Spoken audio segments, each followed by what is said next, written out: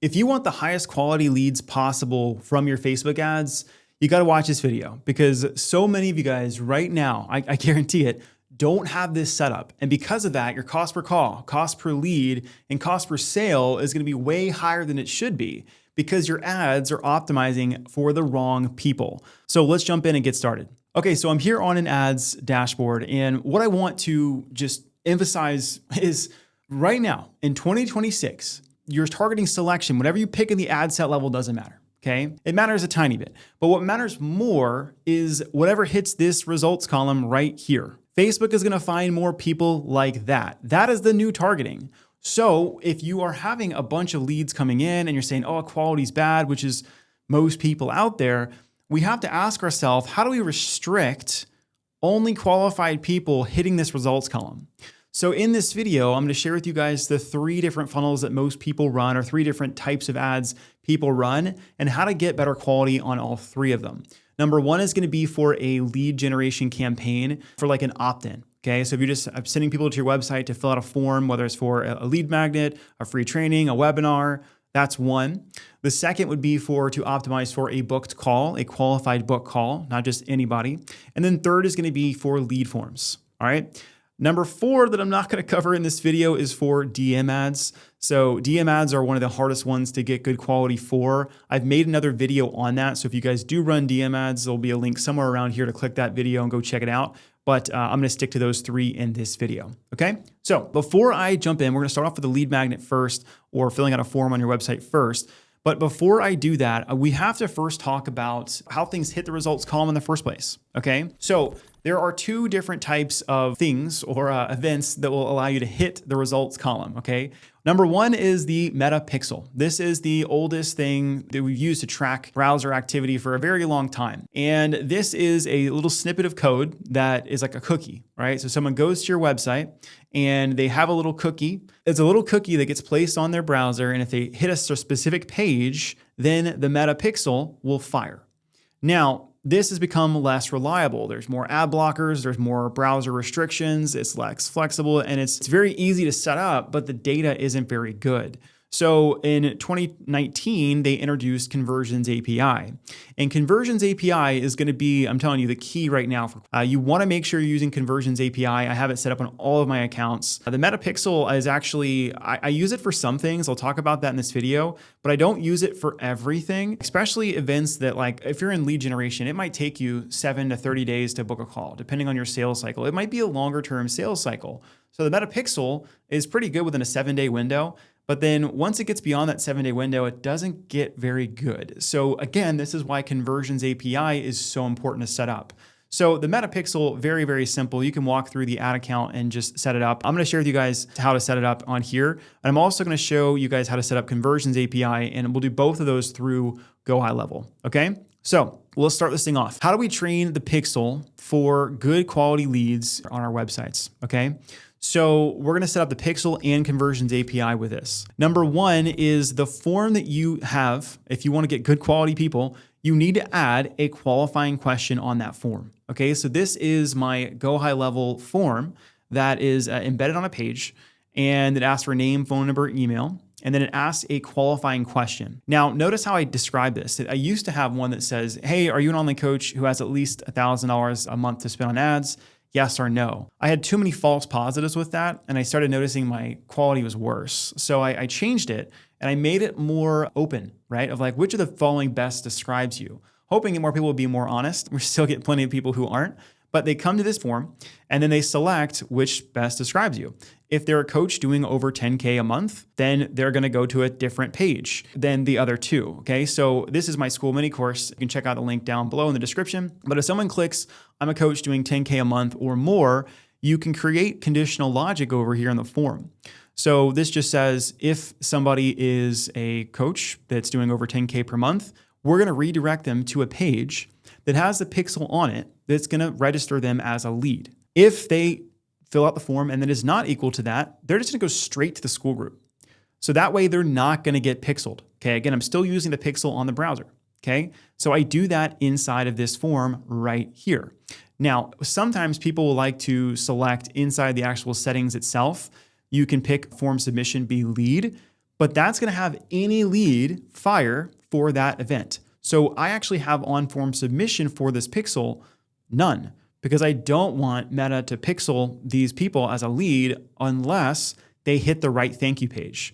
So really important. Some people have this set up as lead and they have an event on the thank you page. And that could theoretically have you fire that conversion twice, which we do not want, right? So how we need to set that up on this page to make that happen is when you go into your Go High Level page, right? So, or whatever funnel builder you have, you just need to add a snippet of code. And on Go High Level, it's the tracking code in the top left over here. And then you're just going to add the event that you want tracked. So for me, I use complete registration as the event that is for a qualified lead. If you guys want to take a screenshot of this right now, go ahead and do that. But this is how I'd set the pixel up. Now, inside the funnel, let me talk about this really quick. I have the pixel is set up on the entire funnel, but it's only the event of complete registration that is on that page. So if anybody hits any other page in this funnel, it's just going to fire for a page view.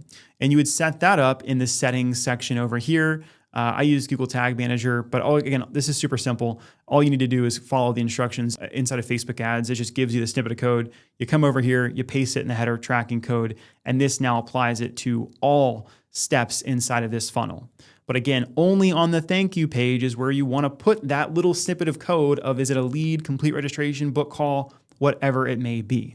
Okay. So that way, again, we're only training the pixel for people who are your ideal avatar, which are people doing 10K a month or more. Now, number 2 of this is going to be setting up Conversions API.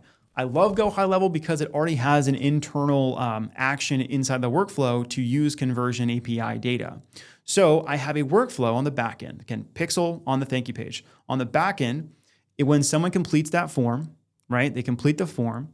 They get added to the email list. They get added to some custom audiences in Meta. Then I have a condition here, and it says, can they invest in ads, yes or no? And if they're doing 10K a month or more, then I'm going to fire that pixel, right? It used to be a different question. And if no, then it skips it. So all it does is it goes down here, it says, okay, they're doing 10K a month or more, and then they're going to get added to this workflow action here. So when you get to the stage, all you need to do is set up this action inside of a workflow. And you just need to pick, add action, Facebook Conversion API, click on that. And then inside of there, it's going to ask for an access token and a data set ID. Now, to get that for Conversions API, all we need to do is go back to our Events Manager and our campaigns. So we just come over here, Ads Manager, come to Events Manager, select your pixel, and then go to Settings. In the Settings tab, you're just going to copy this dataset ID, and then you're going to come back and paste that dataset ID right here. Then we need to grab an access token. Access token is going to be in that same exact spot. We're just going to scroll down to look for that button that says Generate Access Token.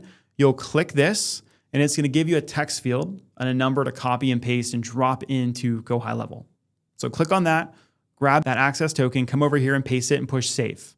And then last but not least, just make sure the Facebook event name matches that same thing that's on the thank you page. If you have this set up, you will have more data, which allows you again to come back over here, and whatever hits your results column is going to be a qualified lead. Now, just for context here, I'll show you.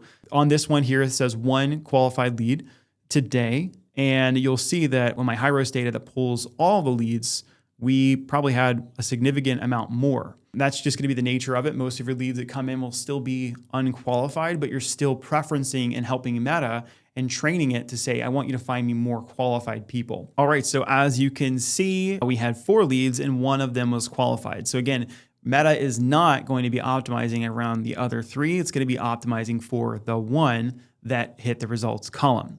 Now, one more thing I want to talk about before I jump into how to set this up for schedule is part 1 of this is going to be making sure we have the right data going back.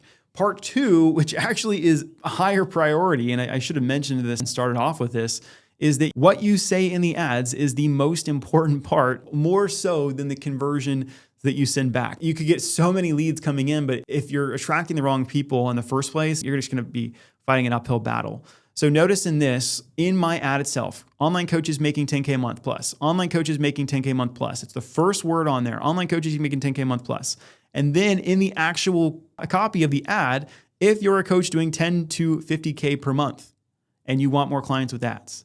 So again, this plus the conversions API is what's going to allow you to attract the right quality people. If you just do one or the other, you're probably not going to see the results you want. Okay, so make sure you do that. Now, let's jump over into the schedule campaign, right? So we talked about how to do it for a lead generation campaign. Now, if we're optimizing this ad set for schedules, then we need to come back and we need to set the same thing up for our events inside of Go High Level. Now, for schedule, like I mentioned before early in this video, I use the pixel event on things that happen within like a 7-day window. Ideally, they happen the same day because I know there's going to be a higher chance that Meta is going to pick that lead up when they hit the thank you page. But with the schedule event, again, sometimes our lead to booking rate could be significantly longer. We have some people that have been on our email list for 60 plus days, and then they book a call. But with the pixel, I'm gonna say maybe a 10, 20% chance I'm gonna pick that up and it's gonna be able to find it back to the ad. But with conversions API set up through Go High Level, I should be able to pick up that data. So what I'm gonna do next is I'm gonna show you guys how I have that structured. So let's go workflow switcher. And then we will go to application. So for the funnel here, anybody that books on our calendar, they have to complete a questionnaire, right? They have to qualify to work with us again. So they have to go through a survey. They don't just see a calendar right then and there. They have to complete a survey, then they'll see a calendar. So how we have this structured coming back over here, this is for applications, right? I'll show you applications and I'll show you one more thing that we do for schedules. So if you're optimizing for people who are qualified, you can do when survey is submitted and disqualified is false. So just like we did with our form where we have qualifying questions and if they are qualified, they get redirected, we want to do the same exact thing for a survey.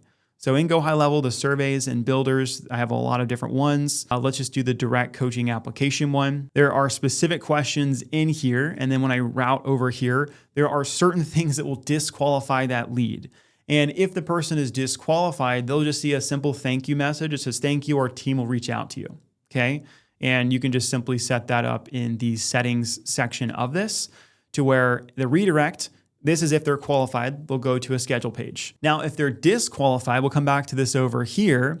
You will see they're just gonna get a custom message that says this, and that's all done inside of here. Very, very simple, all right? So coming back to our Pixel, our conversions API, you're gonna do the same exact thing. When they're qualified, then you're gonna push the pixel through, okay? Same exact thing. You can use the same exact access token as you did before, same exact data set ID, and then this Facebook event name is gonna be submit application, or if you're gonna allow people to schedule, this could be schedule. Now, like I said, I'm gonna show you guys one more kind of like unlock, because for a lot of beginners, I'll have the same thing for like when the person books an appointment as the trigger, and then the conversion API flow over here is schedule.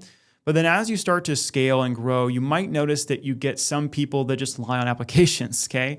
So for those people, what we've actually done instead of having the pixel fire itself, because I'm very careful of who's gonna fire for that event because I don't want Facebook to find bad quality people. So instead of when person books an appointment, I actually have a stage inside of my pipelines in Go High Level to send pixel. So it's like the whole pipeline is like when someone books an appointment, they go to a separate pipeline that says send pixel, okay? And then all I do is I drag and drop that person. Let me go ahead and show that to you so you guys have a better idea of what that looks like. All the way down at the bottom. I've got the leads here, and all I have to do is just drag this new call over to send pixel. So our team can do this, our VAs can do this, our salespeople can do this, but they can just move it over. And when that happens, that pipeline stage changed to send pixel, then that is what actually sends the conversion API over. So again, if you're just starting out, I would probably just keep it simple. When a customer books an appointment, that would be the main trigger, then have the conversion API fire. As you start to get a lot more calls and you want to qualify them better, do this instead because you're gonna have a lot better data. And again, for the schedule event, I do not use the pixel. I just use conversion API. And again, that's just because it's personal preference. Some people do it. You could go either way. But that's just because Facebook's not going to be the best at tracking that event past 7+ days. And our average lead in this funnel, which is a mini course school group funnel, takes longer than 7 days to go through.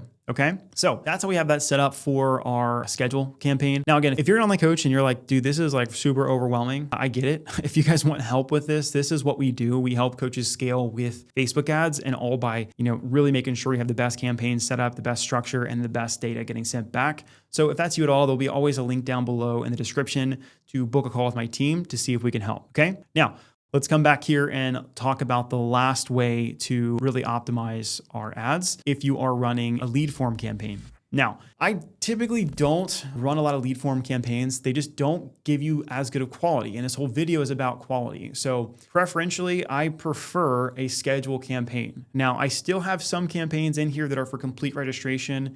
If I don't get enough schedules or have an account that has enough schedules in, I'll probably start with a complete registration or a lead event. And then later on, as that pixel gets, 100, 200, 500 plus schedules, I will start to optimize the ads for schedules. But a lot of times people who don't have that when they first start with us, so it can be helpful to optimize for kind of earlier along in the funnel, and then later on, start to optimize for schedules. I would highly suggest testing both, but very rarely will I just have like form submissions. I almost always add a filtering question on the opt-in form, even if it's a webinar funnel, if it's a lead magnet, whatever it may be, because again, we're just trying to set ourselves up for the best audience possible. Okay. Now, coming to the leads campaign, if we want to restrict what hits the results column, we can do that very simply by editing the form that we use. Okay. So in a leads objective, you select the lead form at the ad level, and all you have to do is click edit this form. Now, inside of here in the form type, go for higher intent. Okay. You can choose to have a lead verify their phone or not. I will say when I've done this before, I got so much less data through or less leads through that it was actually a problem. So for me, if I'm going to run a lead form event, I'm going to keep this unchecked for the time being. Test it for you. If you get a ton of leads as a lead magnet, add as much friction as possible so you can get the best quality leads through. Okay. More volume is going to allow the lead to fire for anybody who comes through. Higher intent is going to allow us to kind of filter through. Okay. So when I come over to questions, and I can turn on conditional logic. So in conditional logic, this is where I can start to ask multiple questions here. And based off of the answer, I can send the person to Meta as a lead or not. And again, pair this with messaging. This alone is not going to fix your lead quality. So in this one, this was an example one I built before. This course is for established coaches who can spend $30 to $50 a day on ads. Is this you? All of our clients now spend at least $100 a day on ads. So again, this is an older form, but again, this is just a simple form, right? Someone would come in, name, phone number, email. Is this you? Yes or no? If yes, then this sends the in page for leads, which means they're qualified. If no, then they'll go to a separate end page. Now, the cool part about this is that you could still send somebody to an end page that makes it look like the same, right? Literally the same. So it's just like, thanks, your invite is sent to you. Here's the link, right? For leads. And the same thing for non-leads. It looks pretty much the same. So they would never know that they were not pixeled, right? But you do. And that is where everything comes together, okay? So that's all I've got for this video. If you guys want to learn more about Facebook, Instagram ads, I'll have a link down to my Skool community down below. Inside the Skool community, it covers my top 3 funnels for online coaches in 2026. And I drop in a ton, a couple times a week, of just best practices, things I'm seeing. So if you want to be on the cutting edge and you want to get all my updates, join that Skool community. I post stuff on there first, and then it comes to YouTube after. So that's all I got for you guys today. If you guys have any questions about this stuff, join the Skool community, post in the community. I'm happy to answer some questions in between client calls. All right. So that's all I got for today. Hope you guys like this one, and I'll see you guys soon.